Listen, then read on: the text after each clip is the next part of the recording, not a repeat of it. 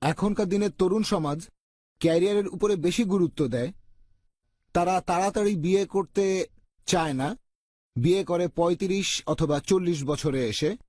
তারা অনেক দেরি করে তারপরে বিয়ে করে। আপনি কি এই ব্যাপারটা নিয়ে কোনো মন্তব্য ভাই করবেন? খুব সুন্দর প্রশ্ন করেছেন যে এখনকার দিনের বেশিরভাগ তরুণ সমাজ বেশি গুরুত্ব দেয় ক্যারিয়ারকে বিয়ের চেয়ে। আর তারা বলে আগে ক্যারিয়ার তৈরি করি, নিজের পায়ে তো দাঁড়াতে হবে। আমি বলবো ছোটবেলাতেও তো নিজের পায়ে দাঁড়াতে পারতেন।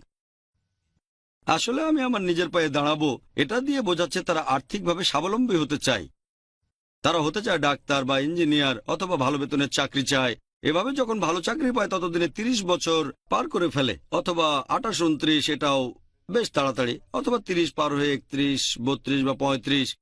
এখন বিয়ের আগে এই ক্যারিয়ার তৈরি করা এটা কতটা গুরুত্বপূর্ণ? বিয়ে হলো জীবনের একটা অংশ, ক্যারিয়ারও জীবনের একটা অংশ। আমার